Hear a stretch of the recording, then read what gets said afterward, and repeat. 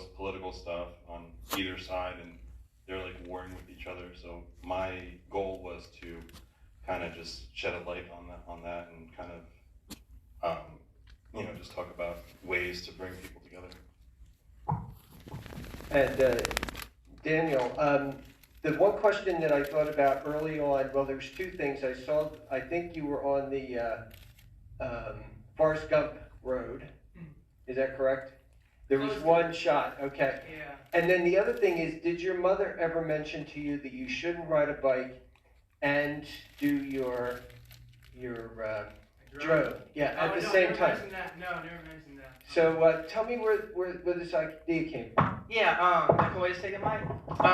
So a couple of years ago, I read a book called The Kindness of Strangers, and it was about a guy that hitchhiked back in the 90s with no food or money. And about the time I was reading it, that I felt like the division in the country really picked up, and I was feeling like pretty angry just about the state of we were so divided, And I kind of thought, well, what if I were to kind of try to make something positive out of this frustration, And then I thought it'd be cool to kind of recreate what the guy did with The Kindness of Strangers, but how would I do that through film? And that's when I kind of got the idea of the camera glasses. And so, that's what inspired the film. That was pre-COVID, correct? Oh yeah, that was back in I did that in 2018. Yeah, it would have been a lot different. Yeah. The people that you interviewed who you didn't like, I'm assuming they gave you permission. Yeah. So after I'd have my interaction with somebody, and it was over, I'd say, I'm actually making a documentary. Do you mind if I use this in the film? And most people wanted to be in it because it was showing them in a positive light. And for the ones that didn't, I totally respect their privacy, I get that for sure. I said, yeah, that's fine. It won't be in the film, And then for interactions where I didn't have a chance to, I just blurred their face, etc. Yeah. Mark, how did you select the people that you interviewed for the movie? Where did they come from? How did that come about? I actually know Mike and Joe, who were with us today, and then Nina, who was the comedian, and Julie, who was our academic person who grounded everything in academics. Julie, and I don't know if anybody notices, but Julie and Nina both faced the left side, and Mike and Joe faced the right side, because they were a lot more similar than we would think, based on things they said, but just people put a label on them, and people put a label on Julie and Nina's supposed to be a liberal, and she's bashing both sides equally, so I respected that. It was mainly about finding two on each side, and then seeing how many similarities we have, and hopefully you guys saw some of those. Did any of the people you talked to say maybe the best thing to do is just turn the social media off and don't get involved? I mean, I'm a physician, and I started trying to help friends understand COVID back a year ago, and that just went sideways very quickly, and I haven't been on Facebook since. It just, made me crazy sometimes. So did any of those folks talk about that? The comedian Nina hinted at it when she said, the last thing that you should do as a social media person is look at the comments, but she makes a living on social media, so she's probably the wrong person for that. Mike doesn't post a lot of stuff personally. He has a podcast and things like that. I might post twice a year. I think the underlying truth is, maybe we should be on there less, but and have our discussions in person, because if you look at the comments section on YouTube or Facebook, it's where the title comes from. It's vitriolic, and when I get in a room with, I lean more left than right, but when I get in a room with a conservative person, we find that we have a lot more in common. So I hope people would just give people on both sides that you diametrically opposed to, just have a conversation and not just dismiss them, because if we keep dismissing each other, it's never going to resolve itself. So tell me about something that didn't make it into the film, something that perhaps was a little problematic. Thank you for asking the question. So probably the most important interaction that I had during the entire bike trip was when I was coming out of East St. Louis, and at the time, the last 3-4 years, it's had the highest crime rate in the country. And I was coming out of there, and this guy, I wasn't filming at that point because it was dangerous, because I was literally riding through gang neighborhoods. And and so this guy approaches me and says, "Hey man, where are you from?"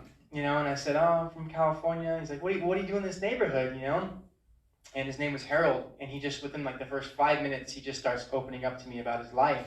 And Harold was 24 years old, and he just got out of prison. He served a 6-year sentence. So when he was 18, he went in because somebody raped brutally his sister in East St. Louis, and she's permanently damaged from it, physically and obviously mentally as well. And so he retaliated, right, and they put him in prison. And anyways, he had no job. He was homeless. He slept under a bridge. His clothes were in tatters. Remember, he's 24, and he starts crying and like hugging me and saying that he's afraid to go to sleep at night because he has nightmares about what happened in prison. And he lifts up his shirt, and Harold had a scar from here, from his chest down to below his stomach from when somebody stabbed him and carved him up in prison. And I'll never forget what he said to me. Is he says, "I don't know how much longer I'm going to be around for." And Harold was 24, and he was already talking like his life was over. And it made me think about my own life and all the opportunities that I've had that I was just luckily born into, But he was born into the situation, and it just made me think about how difficult it must be for those who were born in those situations to get out of it. And because when I was 24, I was going to college. I was like traveling around Europe. I had so many opportunities. So I wish that could have been in the film, but it was probably the most important interaction that I had personally during the entire experience. Yeah. Anybody in the audience have a question? Yes. I notice that when your bike ride, which I think is kind of interesting, is you definitely brush your teeth every single day. Yeah. Because you got white ass teeth, for somebody that was even at the end. But then when I saw you in the bathroom, like brushing your teeth, I'm like, this guy was focused, which means that, you were kind of like mentally there. That's the first thing that goes when you get really depressed. That's a really good point. Yeah, really good point. There was something interesting that you said. I'm glad you brought that up, because there was something mentally when you're feeling dirty for numerous days, it weighs on you mentally. And I never really experienced that until this bike ride. And, the stresses of trying to find a safe place to sleep really started to wear on me. And then the bathing was a huge one, to where I had to find a place to bathe, whether it was a public restroom, or I always cleaned up after myself too. But as far as, I never made a mess in the bathroom, just left stuff. But I had like baby wipes just in case, because again, there was something, the lifestyle I was living was placing an emotional toll. And then if I'm not staying clean physically, then that kind of weighs on you as well. So yeah, I always brush my teeth. Every night you did it? Almost. I mean, if I was in a place where there wasn't a lot of water, then I wouldn't brush my teeth. But most nights, yeah. Cool. Yeah.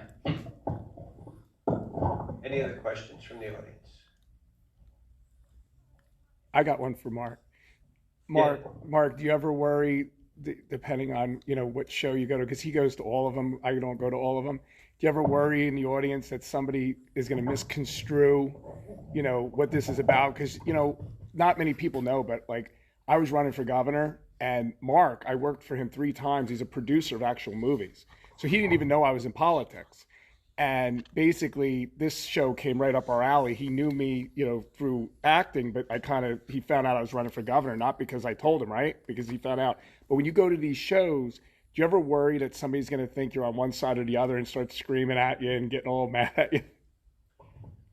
Yeah, that's why I don't post to Facebook or social media at all. And I don't have conversations. Like, we had a bunch of barbecues this summer at my house, and that's all everybody's just talking about, the vaccine. And I have personal opinions, but I just don't let anybody know about them, because I know we don't get anywhere with that. I'm super apolitical. I haven't voted since Ross Perot. I voted twice for Ross Perot. I haven't voted since. My wife's like, because I didn't vote for Hillary, she's like practically about to divorce me.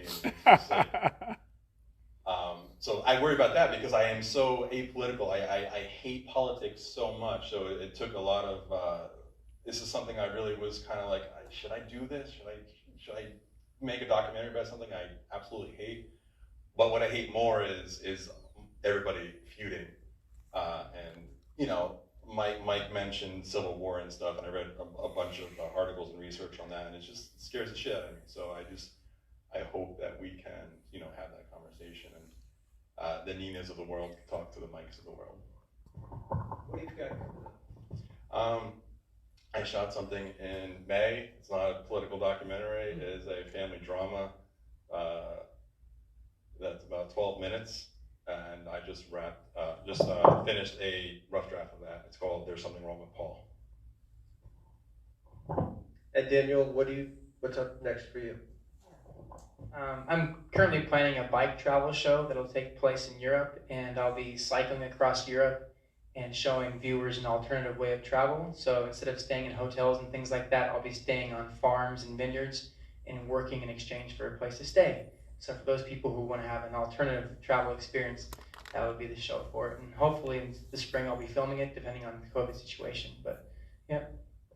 So where can folks, people here want folks to see this film? Where can they see it? Yeah, so right now I'm trying to find, the goal would be obviously to find a film distributor. I have my first film is called Two Wheels to Freedom. It's on YouTube. It's about cycling across Europe, and it kind of a sample of what I was talking about as far as the travel show. But we are all in this together right now. It's not available because I was very fortunate to get a group called Portugal the Man to do the music for me. And so I have a contract with Atlantic Records, and I can't put it on the internet right now. So only in film festivals right now for We're All in This Together at the moment. And where can I appreciate it. Thank you. where can folks see your film? I was going to ask Daniel. Well, I was going to say, you got their permission? That's amazing. Yeah, I did thank want, you passed a house by that had a Confederate flag up, and I was wondering, did anybody who was like more on the conservative side ever? I saw like there's a war veteran who might be conservative, but was anybody more on the conservative side when you like went through those kind of neighborhoods? Yeah, and I was forced to receive help from both sides politically, for sure.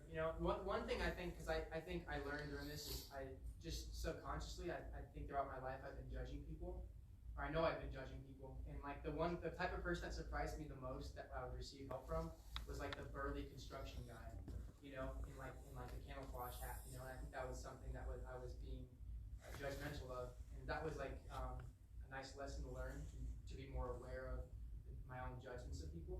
And then as far as going through the areas with Confederate flags, I just blurred out like I didn't see anybody when I was filming those, and I blurred out their addresses obviously and things like that. So, but yeah, there was I didn't just see that it wasn't only in the Midwest. Like I saw Confederate flags like in Idaho and California and all over. Yeah. Your films complement each other very well because I think, just having conversations with somebody else face to face, not typing, makes a huge difference. And of course, with COVID and making it a little harder to be face to face, but I'm glad we put these together. I think they worked out. It's very strange because a lot of the times my narrator Alex, like I watched his movie first, and he's saying things. I'm like, holy shit, that's what Alex says, the same exact thing. We always do these on purpose. We know what we're doing. Any other questions? No, I have like a quick comment because you're right about that, right? So both the films really showed how similar we really are, right? I mean, you had a whole bunch of different people from across the country, all walks of life, all colors helping you, right? And you made a comment earlier that said, if I were, black or whatever it was, would I be getting the same type of help? Yeah. Based off of what you experienced and what we did, do you think you would have? No, and the reason that I say that is because there was one scene I wish that could have been in the film. I was in a diner, and but it was in a diner, so I didn't have the permission to film to put it out there. This guy was talking about like how he hates like black people, and that was something that kind of occurred. There was a story when I was riding through Lake Tahoe, for example, in the beginning. A guy gave me a place to stay on his property, and he said he gave me a place to stay. He cooked me dinner. He took me on a hike. Super kind to me. And then during our hike, he started going on about how he hates black people, and that's why I put in the beginning of it that just to recognize it wouldn't have been the same, So let me, if I could ask you one quick question about that. Yeah. You also said something later that you saw that you started getting treated different when you had a beard. Yeah. Yeah. So do you think it was possible that it's just individualized? Like what you see on Vitriol, it's a lot of individual hatred that gets pushed on an entire group, right? So you think there was also black people out there that didn't like you because you're white, and maybe white people that didn't like you because you looked like you were dirty and had a beard? Like you said, there was a lot of judgments, individualized judgments. I was just wondering, like, your take on, you know, both of those things. Yeah, I think that there's definitely, and in all colors, like, I think there is definitely some prejudice that goes along with it for sure. Yeah, and like you said, it was There's just a good dynamic you had going on, because I saw a lot of good and potentially a lot of bad in both, you know, in all groups. And that's what I think what he tried doing with Vitriol is to show, like with the four of us, we were different politically, but really we all think very, very similarly. And I think it's the outliers that are the ones that are the, you know, that try to force whole opinions on whole labels. Yeah, I really you know, like, if you saw that during your trip. for sure, man, and I totally agree with you, and I'm really glad you brought that up, because I think it's a really good example of what I kind of witnessed and saw. And I think to build on that, man, is like, I think that when you first like talk to somebody, if you jump to politics immediately, you're gonna make your judgments about them. But I feel like if you were to take the first 10 minutes and just talking to somebody about what you have in common, and then if that led into politics, I think that people would be much more understanding and willing to listen. But again, just as soon as I feel like it's strange, but once we hear that political opinion, we just kind of shut off everything else. We forget that there's a lot more that brings us together than what separates us, but we're just like so focused on the things that separate us at times, you know? Exactly. There's some very interesting studies I've read recently. I can't remember the book, but they would ask people simple questions like, do you know how a zipper works? And how sure are you that you know how a zipper works? Well, we know how a zipper works. And then they said, explain how a zipper works. And people had a really difficult time with that. And then they started to ask more political questions like, do you understand what's going on with the trade deficit with China? People would say, yes. Can you explain that? Explain that to me. And a lot of people couldn't explain it, and it tended to bring the temperature down when they would talk to other people. So there's a quote I heard recently from, I can't remember who it is. We have an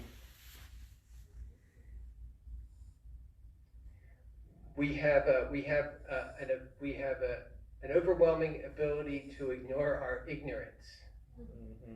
And I think that's, you know, what I see myself getting into trouble is when I assume I know something and I really don't know anything about it. I really have a very superficial understanding of whatever the topic is. You know, there's areas, you know, I'm a physician, so there's areas that I know a lot about, but even in that, plenty of things I don't know about. Any other questions from the audience? All right, well, thank you, everyone. I really apologize. I don't know what happened to the third film, and we were supposed to Zoom that filmmaker in. Perhaps we'll try and get it shown tomorrow. I'll have to talk to the bosses. So thank you all for coming.